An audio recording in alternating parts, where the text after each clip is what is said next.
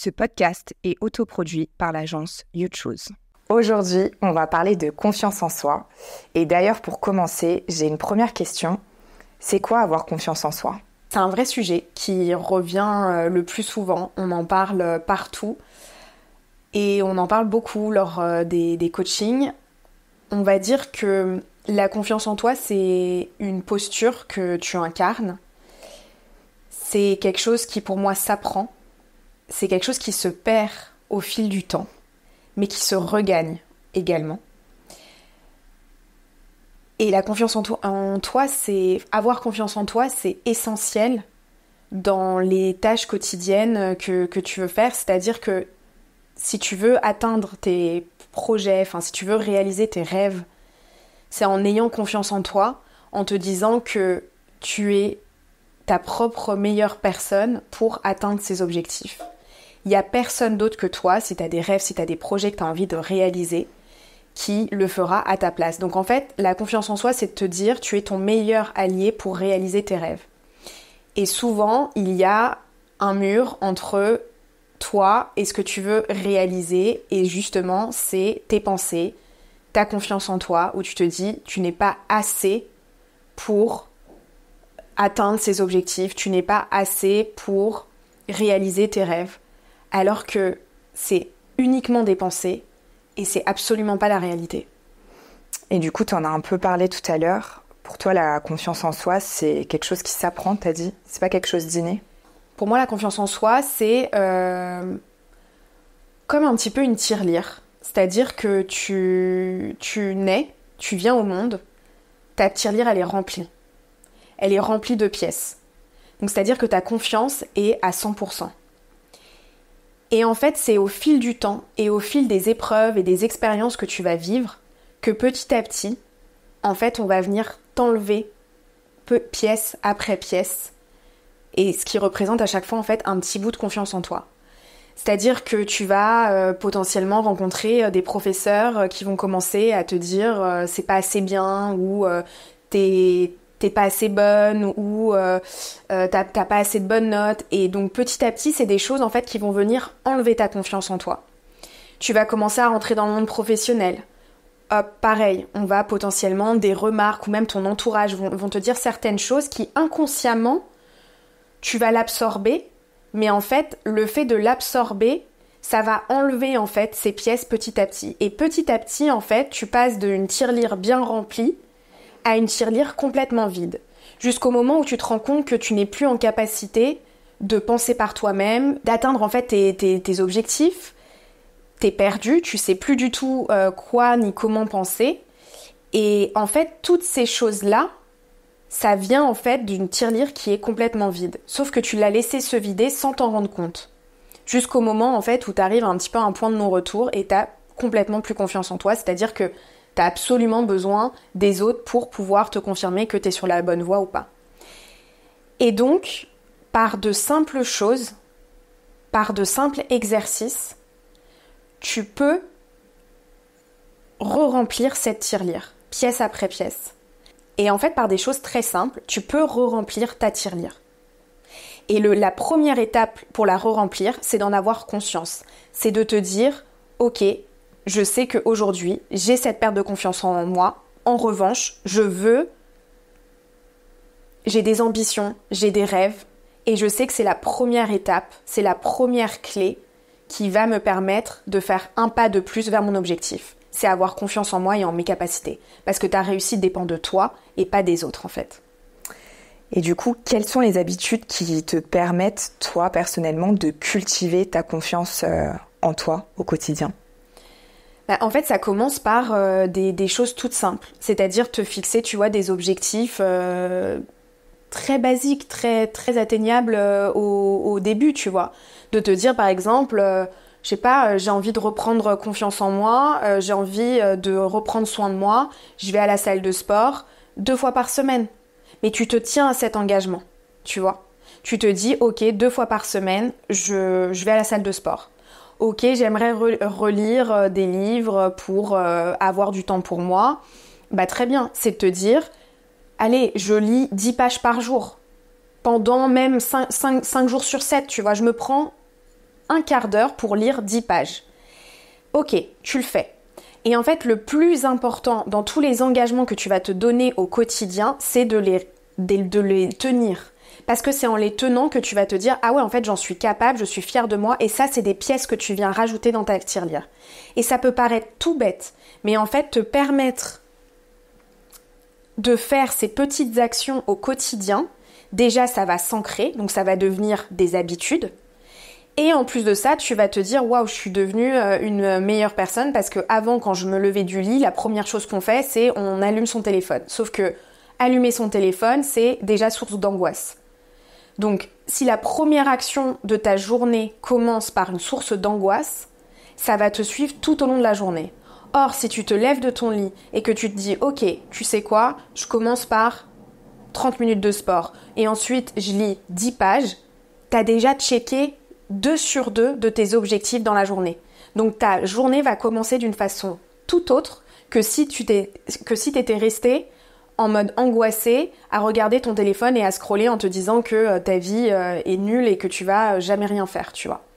Et en fait, c'est des choses vraiment simples et on va dire oui, mais c'est rien. Et en fait, ça, c'est ce que on identifie en fait avec chacun de mes coachés, les choses en fait qu'elles peuvent implémenter dans leur quotidien qui vont booster leur confiance. Et c'est du switch d'habitude, c'est-à-dire tout le temps qu'on passe sur son téléphone, parce que la première chose qu'on va te dire, c'est oui, mais j'ai pas le temps. Ouais, mais le temps que tu passes sur ton téléphone, on est à peu près à 2-3 heures que tu pourrais consacrer à faire autre chose. Et ces autres choses-là, c'est des choses qui te permettent de te faire du bien, 1, et de 2, qui vont booster ta confiance. Et du coup, comment réagir face à un échec qui peut te faire perdre confiance en toi? On parle souvent d'échec en France. Là où aux États-Unis, par exemple, on va te parler d'apprentissage. Et c'est vrai qu'aujourd'hui, on parle beaucoup du fait qu'il n'y a pas d'échec, il n'y a que des apprentissages. Et c'est la vérité. En fait, il ne faut pas se dire que l'échec, c'est un gros mot. L'échec, c'est quelqu'un qui a essayé quelque chose. La personne qui n'a pas d'échec, c'est quelqu'un qui reste assis sur son canapé et qui fait rien. Donc c'est facile en fait d'aller pointer du doigt et de dire « Ah ouais, tu vois, je savais que t'avais échoué. » Ouais, mais vous critiquez quelqu'un qui est en train d'essayer quelque chose. Donc ça, c'est la première chose. La deuxième chose, c'est de se dire, dans chaque chose qu'on fait, que ça fonctionne ou que ça fonctionne pas, il y a un aspect positif. Et en fait, c'est de se répéter la phrase « Ok, ça n'a pas forcément fonctionné comme j'imaginais, mais il y a forcément quelque chose de positif. » Et en fait, c'est une question de perception. De te dire que chaque chose que tu vis, même si c'est pas le résultat que tu attends, il y a quelque chose de positif, un apprentissage sur toi, une leçon que tu as apprise, un pas ou quelque chose que t'as compris. Tu te mets en action. Et donc se mettre en action, c'est ce qu'on appelle prendre un risque. Mais en vrai, il n'y a aucun risque. Le seul risque que tu prends, c'est d'avancer plus vers tes objectifs, c'est de mieux te comprendre, de mieux apprendre à te connaître. C'est le seul risque que tu prends en fait. VS, rester en totale stagnation et en te disant « ouais, je reste dans ma zone de confort ». Le changement, c'est ce qui va t'apporter de la confiance en toi, c'est ce qui va te permettre de grandir, d'être la meilleure version de toi VS celle d'hier, tu vois. Et donc, c'est inverser un peu le process. Et même là, si tu te poses 5 minutes et que tu réfléchis aux peut-être 2-3 derniers événements qui ne se sont pas passés comme prévu, si tu te poses et que tu analyses bien, il y a forcément quelque chose que tu as appris. Il y a forcément quelque chose de positif. Et donc, c'est de se dire, ok, ça s'est passé comme ça, au lieu de t'accabler, de dire, oh là là, tu vois, je savais, j'aurais pas dû ou j'aurais pas fait, nanana. Ça ne sert strictement à rien. C'est de te dire, ok, quelle est la chose positive que je peux prendre de cette situation? Et du coup, quelle est la chose que la personne peut mettre en place dès à présent pour booster sa confiance en elle? La chose qu'elle peut mettre en place, c'est de se dire, ok, à partir de demain, identifier en fait tous les points d'angoisse.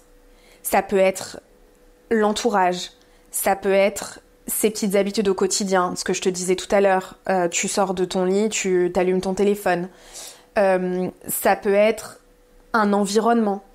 Toutes les choses en fait qui sont source d'angoisse pour toi, vraiment les mettre sur un papier et te dire ok, ça je sais que ça me génère de l'angoisse, ça me génère de l'anxiété, et donc c'est pas bon pour ma confiance en moi. Ensuite, c'est de se dire quelles sont toutes les choses qui me font du bien. Quelles sont toutes les choses, ou en tout cas que j'aimerais implémenter ou avoir dans ma routine, même pas quotidienne, hebdomadaire, tu vois. Quelles sont toutes les choses où à la fin de la semaine, je me dis « Ah, tu vois, j'ai eu une semaine productive ou j'ai une semaine qui m'a fait du bien. » Lister toutes ces choses-là. Et ensuite se dire « Ok, quel est mon objectif moyen, court terme ?» parce qu'on veut de l'action dès à présent. C'est de se dire « Ok, mon objectif moyen terme, c'est ça. » Le découper en objectif court terme. Et c'est se dire que en mettant sur papier tes objectifs, tu vas pouvoir les découper en actions et du coup, tous les jours, tu vas savoir que les actions que tu implémentes dans ta journée nourrissent cet objectif. Donc tu sais que tu es dans la bonne direction. Et donc parce que tu sais que tu es dans la bonne direction, ça te booste ta confiance. Et ça te donne la première clé pour être serein, pour avancer sereinement vers tes objectifs, vers ce que tu veux accomplir dans la vie. Parce que c'est propre à chacun. Et c'est ça aussi qu'il faut bien comprendre, c'est que la réussite, la confiance en soi, c'est pas quelque chose d'universel. C'est pas quelque chose qu'on peut dire, bah voilà, réussir, c'est être libre financièrement, géographiquement, gagner 10K par mois, faire ça. Ce n'est pas global. C'est pas ça la réussite. La réussite, c'est propre à chacun, propre à la vie et aux objectifs de chacun. Et c'est ça aussi qui est important, de se dire que les réseaux sociaux, les vidéos YouTube nous montrent une certaine forme de réussite. Sauf que c'est pas parce que tu n'as pas la même réussite que X ou Y sur YouTube que ta vie, c'est de la merde en fait. C'est ça aussi qu'il faut bien comprendre, de se dire, ok, de se détacher de ça et de se dire quelle est moi ma notion de réussite. Qu'est-ce que moi je veux atteindre dans ma vie qui me rend moi heureux? Est-ce que c'est d'avoir un boulot et d'être salarié à plein temps? Est-ce que c'est d'avoir des hautes responsabilités? Est-ce que c'est d'avoir juste un boulot de 9h à 18h et par contre à 18h d'avoir du temps libre pour moi, pour mes amis, pour mon entourage? Est-ce que c'est d'avoir une vie de famille? Est-ce que c'est de ne pas avoir une vie de famille? Est-ce que c'est de voyager? Est-ce que c'est d'être complètement libre et me lancer dans l'entrepreneuriat? Il y a autant de réussites que d'individus sur Terre. Et ça aussi, c'est important d'en avoir conscience et de se dire, en fait, ma notion de réussite, c'est ça. Et donc, par rapport à ça, je découpe mes petites actions au quotidien qui nourrissent, en fait, ma réussite personnelle et pas la réussite de quelqu'un d'autre. Merci beaucoup, Marie, pour cet échange sur la confiance en soi. Et on se retrouve dans 2 semaines pour un nouveau sujet. Est-ce que tu as un dernier mot à nous dire? Vous êtes vraiment les acteurs principaux de votre vie. En fait, n'oubliez pas, ne mettez pas quelqu'un d'autre acteur principal de votre propre vie. Vous êtes le maître, la girl boss de votre vie. Vraiment, ne l'oubliez pas. C'est vous le main character, comme on dit. Ça, ancrez-le vous. Et donc, tout est possible. Tout est possible tant que vous le voulez. Et le plus important, c'est d'être aligné à soi, à ses valeurs et à ses objectifs. Merci pour ce premier épisode du quart d'heure mindset avec Marie. On se retrouve dans 2 semaines et en attendant, prenez rendez-vous avec moi. Le lien se retrouve en description. N'hésitez pas également à m'envoyer tous vos commentaires sur vos tips, vos problématiques actuelles. Ce sera avec plaisir que je vous lirai. Et je vous mets également mes coordonnées pour me suivre sur mon Instagram où je vous donne des tips tous les jours. Je vous fais des bisous, surtout prenez bien soin de vous et à très vite.